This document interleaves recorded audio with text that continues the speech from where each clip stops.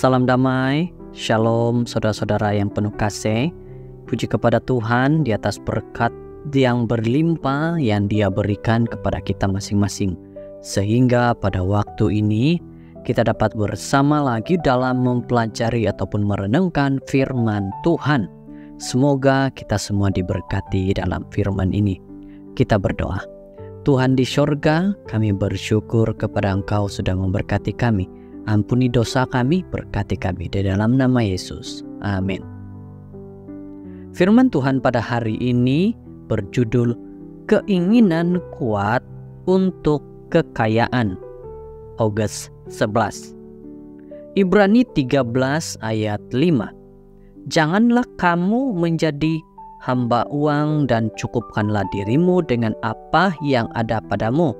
Karena Tuhan telah berfirman, Aku sekali-kali tidak akan membiarkan engkau dan aku sekali-kali tidak akan meninggalkan engkau. Banyak perkara yang diperlukan, akhirnya menyerap kehidupan ramai orang, pekerjaan, uang, membeli belah. Dalam kes yang paling serius, orang itu bertindak secara kompulsif, obsesif, dan tidak rasional. Selalunya dia didorong oleh cita-cita untuk menjadi lebih atau mempunyai lebih fenomena pelik. Orang yang rendah hati boleh berpuas dengan yang perlu saja. Tetapi jika dia menerima banyak, dia ingin mengumpul lebih banyak lagi. Tidak syak lagi, ini ialah kecenderungan yang berakar umbi dalam sifat manusia.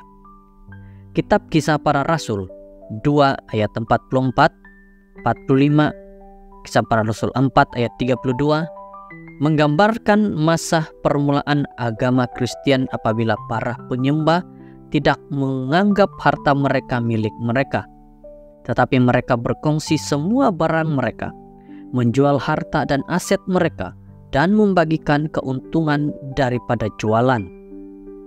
Dalam hati manusia terdapat benih-benih mementingkan diri sendiri.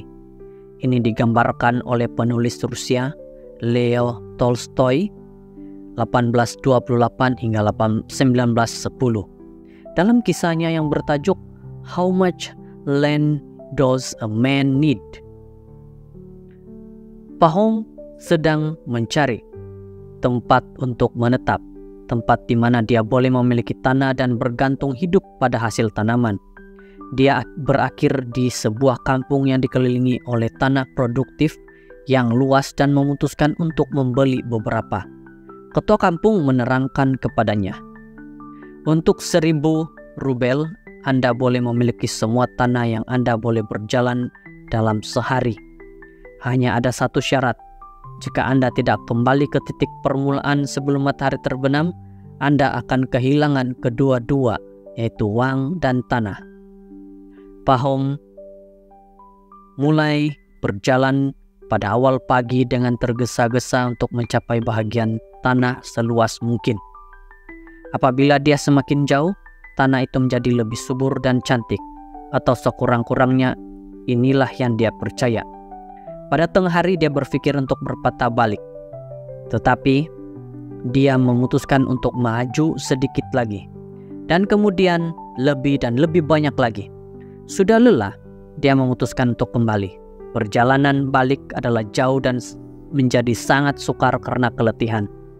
Namun Pahom dengan percobaan luar biasa berjaya sampai pada titik permulaan dan rebah.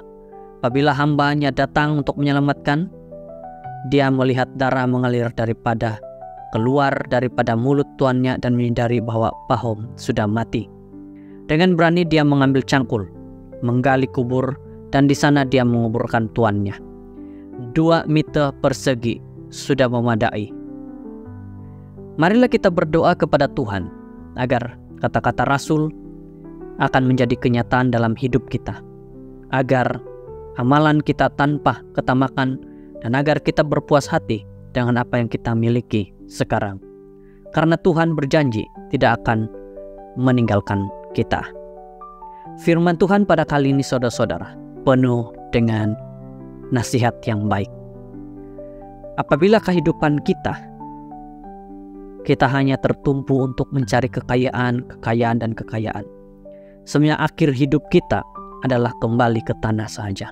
Dan kekayaan yang terakhir kita alami adalah di mana kita akan dikubur.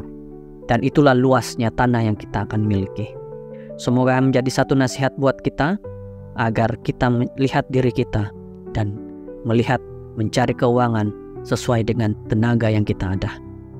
Mari kita berdoa. Tuhan di surga, terima kasih Engkau memberkati kami, melindungi kami waktu ini. Jagai kami, jauhkan daripada gangguan iblis, dan berkati kami sehari-hari. Dalam nama Yesus. Amin.